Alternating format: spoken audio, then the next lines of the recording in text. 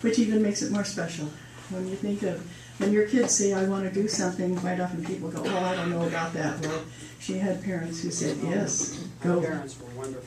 Go and you can march with this wonderful man. And so that's been one of those fantastic things that's happened. And can I share that this was kind of exciting for me is we had an extension of the Poor People's March in San Jose. And I was an 8-year-old and I marched from San Jose to San Francisco with a whole bunch of other people. Wonderful, thank you. With all kinds of people from Santa Rosa and Sonoma. It was just a convergence on Cecil's Pull in San Francisco. Wonderful. And Thank all you. the churches on the way put us up. Thank you for sharing that. That is incredible. So, Reverend Joyce Brown, have we stalled enough for you to look at your notes? Yes. Please. Yes, Jen? He was born on the 15th. He was born on the 15th. Okay, thank you so much. Please welcome Joyce. Yay! I don't know why I bring the notes. I've never seen you use them yet. You're going to read something today that you wrote? Oh, wow. Yeah, I'm scared. Good morning, everyone. Good morning. And it truly is a good morning. Sometimes I feel like those old Southern ministers, where they start moaning and groaning. Yeah. You got that voice going, you know. And they always had deep voices and white hankies. I don't know what that was. I got clinics. It's white. And they had these wonderful voices that made you feel as if you were exactly where you were supposed to be in that moment. Yes. Now, where you were going to be in an hour and a half later, that was up to you. So I grew up with those. Reverend King reminded me a lot of how I grew up. So in 1968, I was just 17. I had just graduated from Santa Barbara High School. And 1962, we had moved from a place outside of Clarksdale, Mississippi, to Santa Barbara, California. Wow. What a shock. It was a blessed shock because I used to think about not living in Mississippi because I knew I didn't belong. And our mother came out to Santa Barbara, California, August 1962, stayed for 1 month, came back and said, we're leaving. End of story. I was a thrilled child. And the journey has been going ever since. It hasn't stopped. So when you hear that someone that you have the greatest of respect for has been, there are no nice words for it, but I'm going to use the assassinated word. That they have been assassinated, not because of their color. You see, sometimes we get this confused. People will assassinate anybody, any color, if you're saying something they don't want you to say. You can be man or woman. You can be a child. Doesn't matter.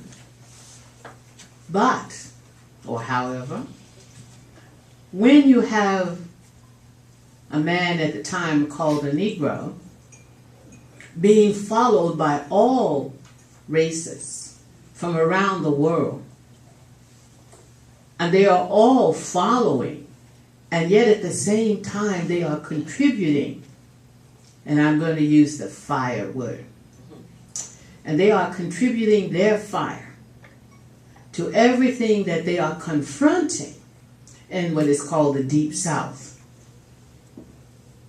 Of course, the Deep South was, still is, deep. Not much has changed.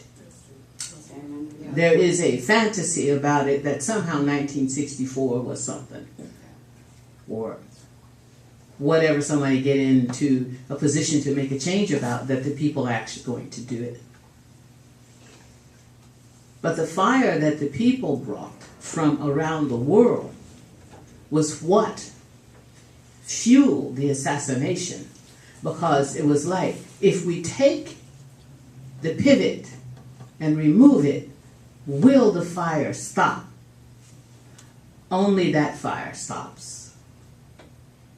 What the fire has brought does not stop. It just isn't the same. Nothing has stopped since 1968 to make a difference. It's just that it doesn't have the same feel, the same force, the same taste. Now it's more confrontive and more violent in its approach to change, as opposed to being, as was said, nonviolence, nonviolence. It wasn't about my using violence to your violence, because that's where we get war. We have to understand some things and realize that if you're going to be a fire that water cannot put out, you have to come from love. Okay? You have to come from your heart, and you have to come from a willingness to realize that it may not all happen on Tuesday, and it may not all happen when you're here, but it is going to happen. Things have happened that would not have happened had not the 60s happened. That's right. I would not have been in Santa Barbara, California. I would not have met Dottie. Well, okay, maybe I'd have met Dottie. I have to rethink that one for a moment. I may not be standing here talking to y'all the way I am, coming from my heart, coming from the love that is within me, coming from a place where I was taught I was nothing. But then I had a father that y'all have heard about named Joseph. Okay, the other word was Daddy. Daddy believed in me.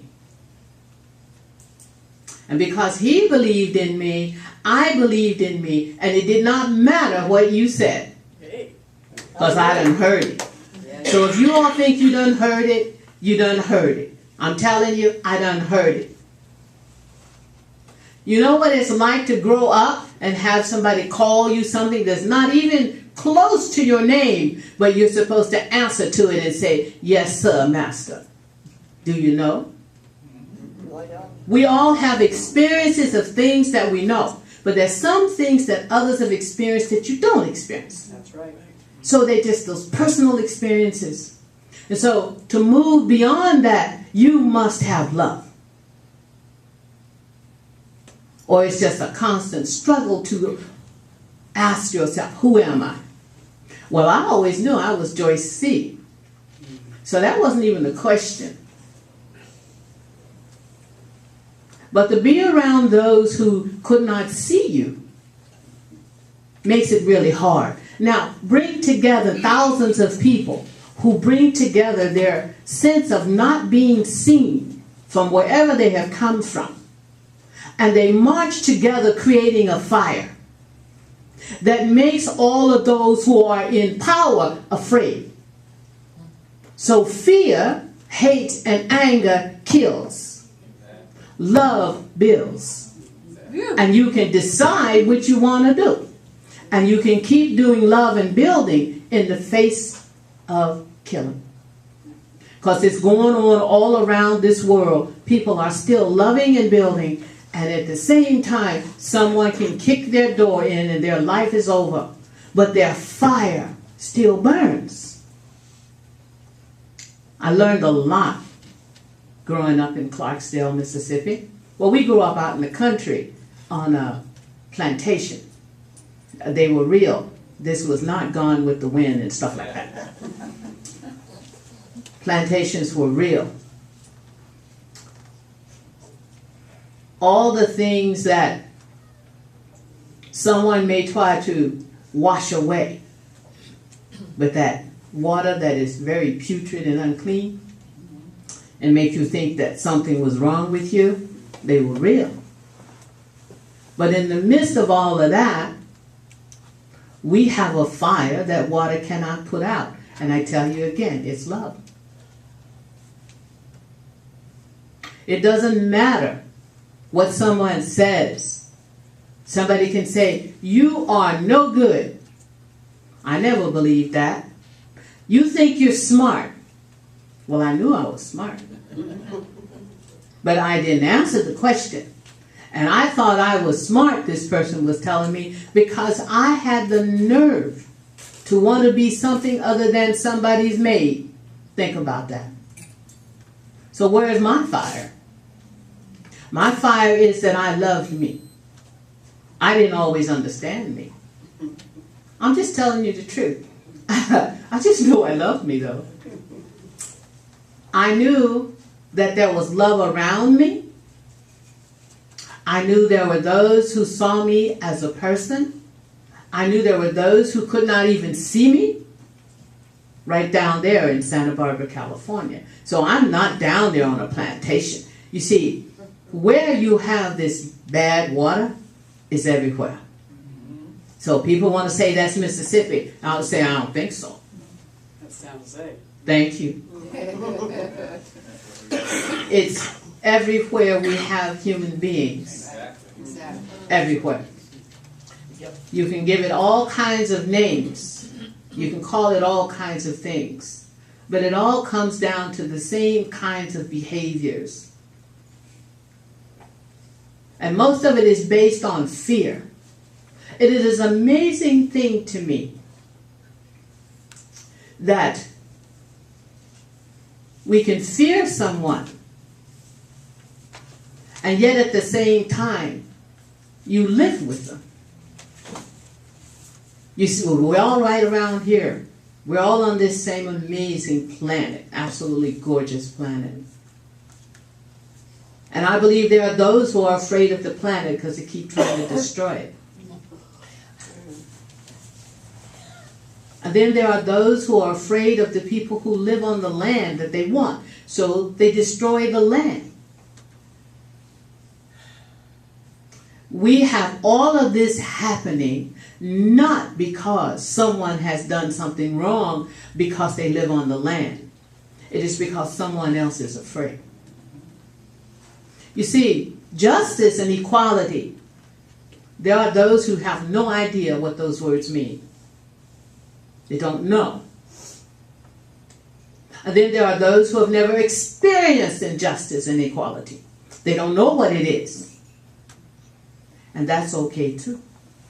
You don't have to experience everything to say, I don't like it. But you do have to have a consciousness that allows for you to see something and then to move forward. Take a small step, take a big step. It doesn't matter. Just you take something, you do something, you serve something, you give something. You can write a blog. It don't matter. Do something. But it is not enough to say, oh, that's not okay, and then go head on. Everybody have their own way to keep your fire burning. So I keep mine burning because I like to talk. I like to write. I like to approach things from a perspective that makes sense to me. I am not doing this because it's going to make sense to you. Because if I was doing it for that reason, then I don't do it. Then I'm not being Joyce C. I have to be me. It's not easy being me. I have heard all my life, what's wrong with you? I didn't think there was anything wrong with me. I've always heard it. I heard it from my family. I heard it from my peers. I heard it from teachers. What's wrong with you?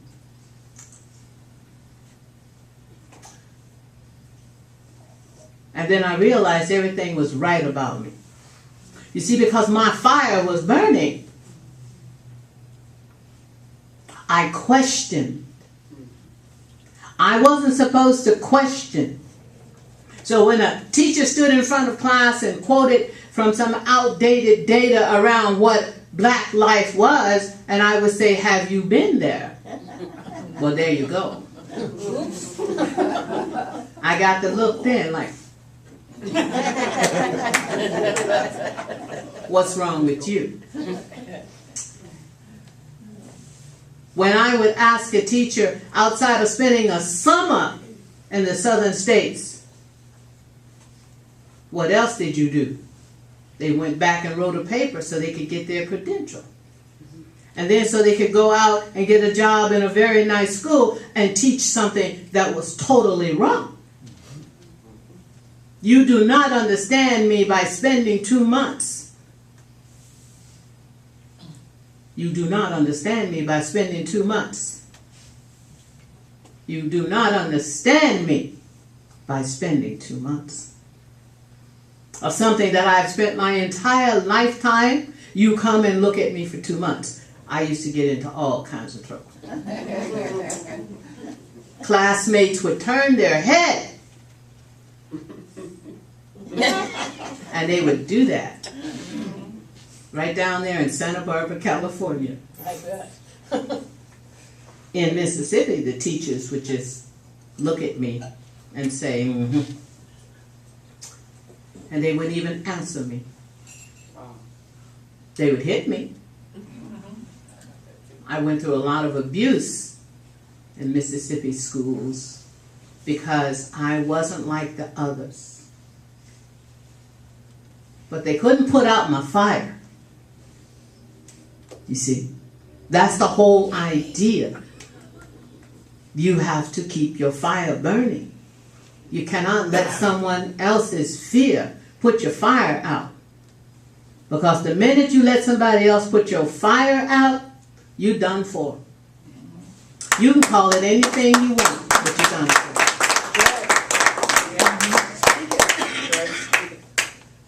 No, that's true. Speak it, Reverend. You know what freedom is? There's all kinds of songs about it. And since I don't sing, I ain't even messing with that. Ain't gonna let nobody turn me around, turn me around, turn me around. Ain't gonna let nobody turn me around. And keep on walking, keep on talking, marching down to freedom land.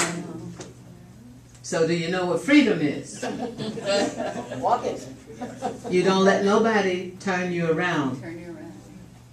You keep walking because you know somebody is down there waiting to do something to you. And they're going to try to put your fire out. They're going to try to intimidate you because they are afraid of you. You realize I'm walking down the street. That word almost came out.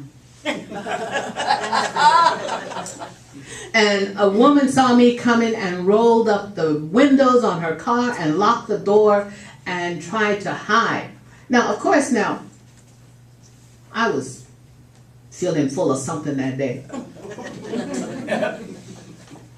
I had my afro on. You know, I was in it. So I turned around and went back and stared in the window. I did. And I said to myself, you probably should go on where you're going. And I realized that I felt really good doing that. I understand that. You understand that? Yes, I felt really good doing that. And I thought to myself, here was a grown woman sitting in a car.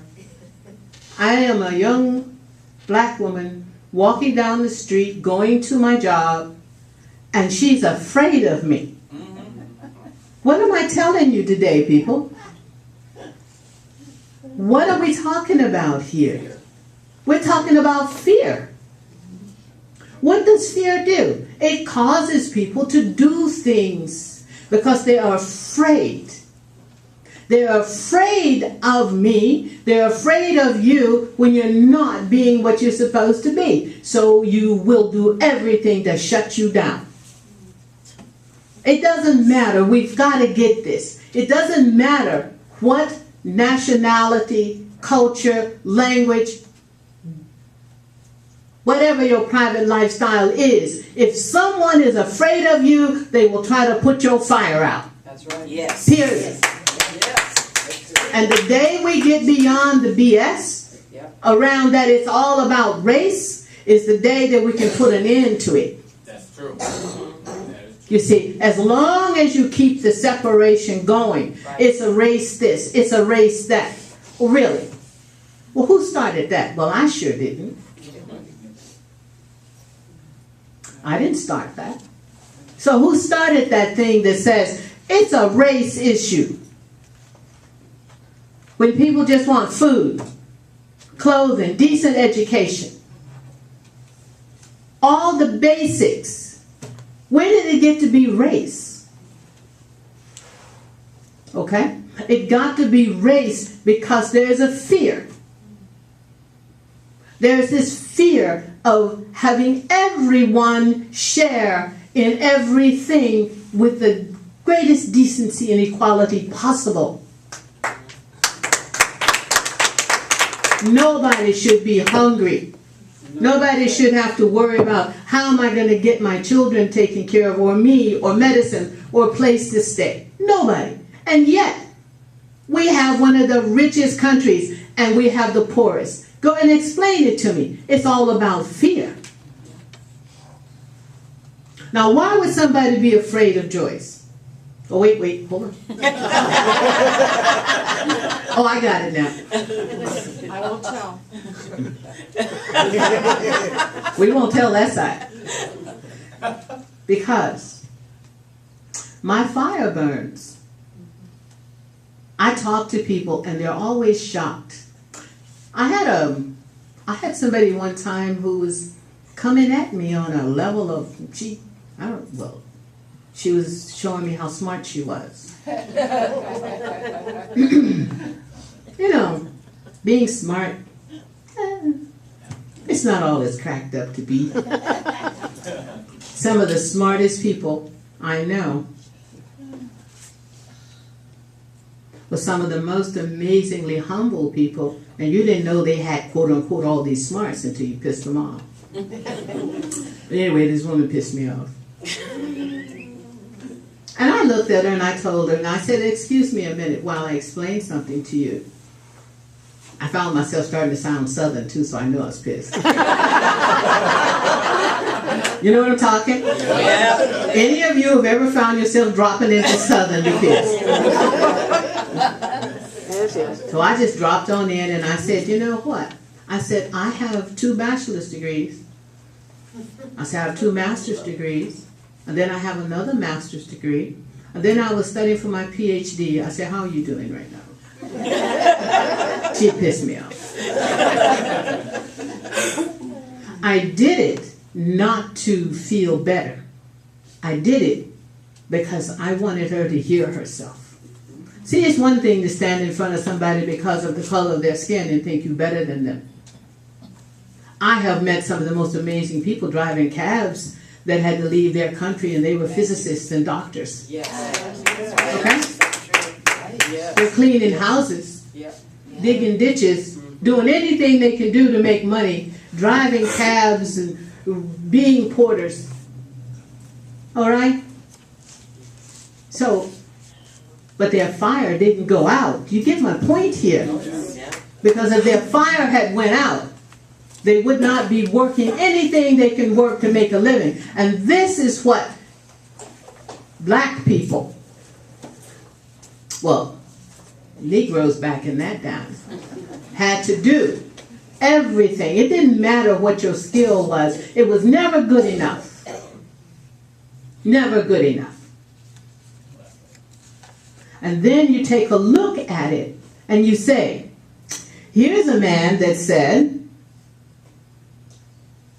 you are a fire that water cannot put out. And when we work together, we are a greater force than anything that anybody can throw at us. That's exactly what he was saying. Together. Together. Oneness, unity, towards a single purpose. Yes. To draw attention to what is happening on a full scale. This wasn't about one person, one state, one governor, one mayor. It was not. It was about, you think it's happening in the South? What do you think LA was doing? People have interesting ways of how they cover up what they're doing. They make it seem like you're getting something. They try to get you to let your fire go really tiny, tiny, tiny, till it almost goes out. And then sometimes when a person's fire flames up, they are out of control. That is when people become violent. That's why we call it things like race riots. It's about the fire is burning out of control is what it is. And people are so angry they can't contain it. Because you can't contain it anymore, because you've been containing it for generations. And you've been watching everybody in your life contain it. And then one day you say, well, nah. And you don't contain it anymore. And then they say, oh, we're having a race riot. Hell no, you're not having a race riot. You're having people saying, no, my fire is burning and you're going to have to see it. And then what do we get? We get people coming in trying to calm things down. And what are they calming down? They're telling me, put your fire down. Go back to the way it was. You didn't understand. Excuse me. I understood. That other word wanted to come out so bad. I know a couple of good ones too. I understood. I want to read you something. I actually made notes here. All right. Yo, I gotta find glasses or nothing's gonna happen. I travel with 2 pair of glasses. And one day I lost them both. Okay, Martin Luther King Jr. was considered the most dangerous man in America. Isn't that amazing?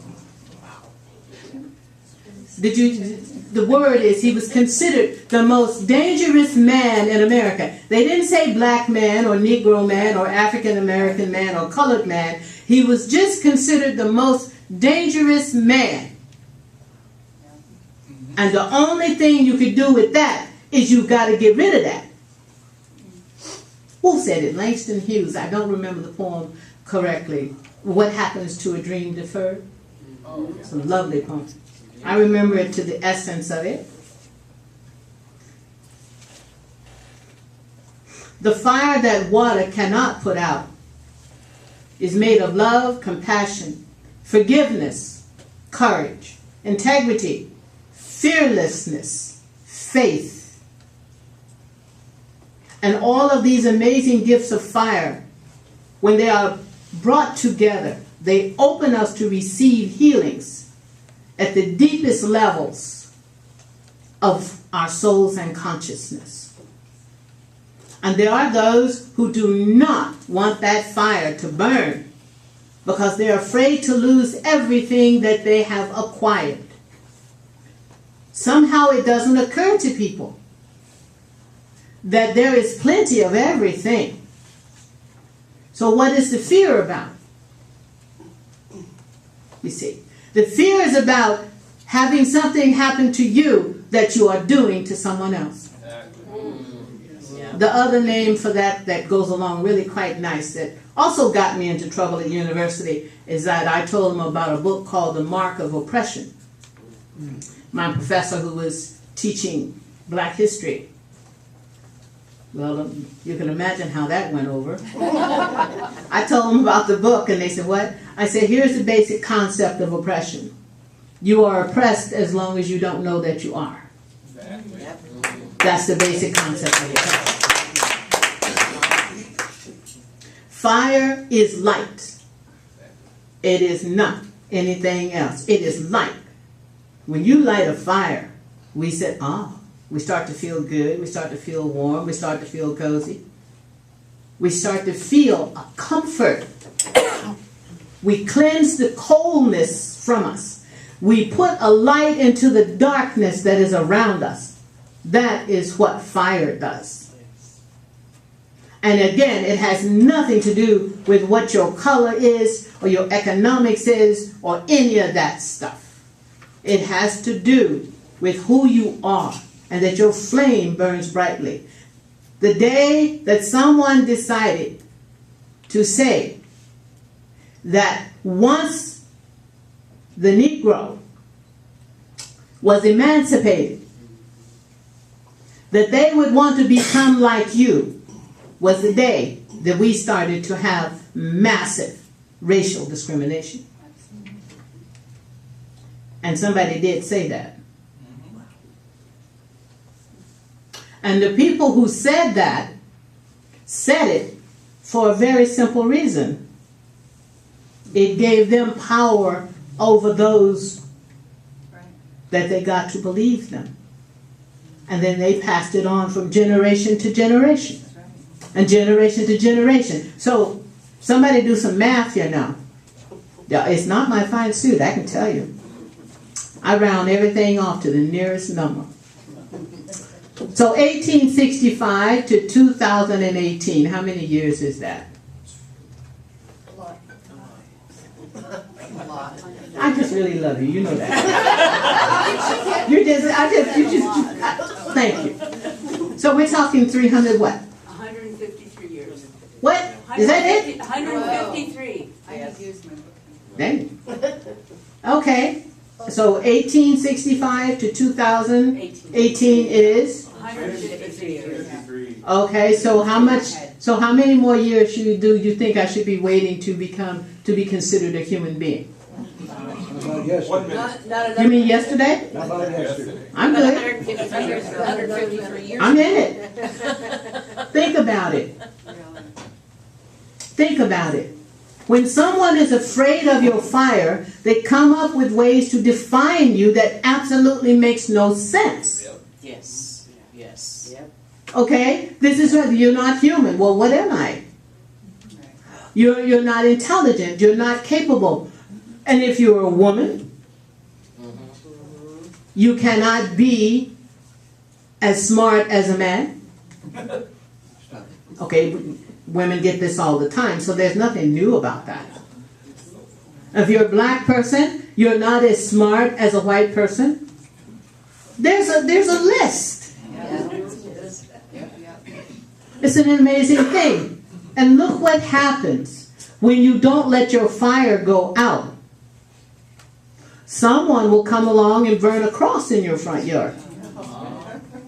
They're still doing that. Oh, yes, they are. In California. Yes. You see, but when you are working to put someone else's fire out, you're not putting my fire out. What you're doing is keeping yourself in darkness. Yeah.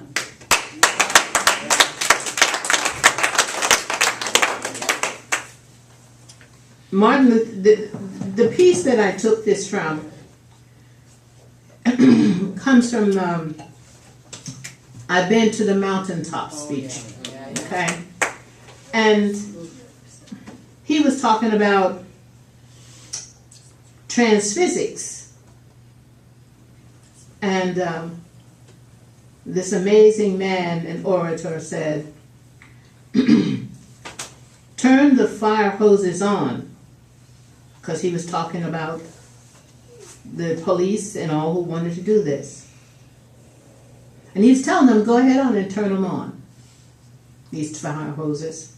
But then he said, he knew a kind of physics that somehow didn't relate to the transphysics that we knew about. And that was the fact that there was a certain kind of fire that no water could put out. And we went before the fire hoses. We had known water. If we were Baptist or some other denomination, we had been immersed. If we were Methodist and some others, we had been sprinkled, but we knew water. And so he was telling us that they had marched, they had been hosed, they had been beaten, they had been done everything that could be done to human beings from around the world. And still their fire burned. And he was saying, no matter what you do, you cannot put out someone's fire. They have to be willing for you to do that. And the people who are still making a difference today, and everything that everyone is doing, No one is putting out people's fires. Yes. We have fires that are small. Yep. We have fires that are big, but they are not out. And so the final line is, we are the fire of life.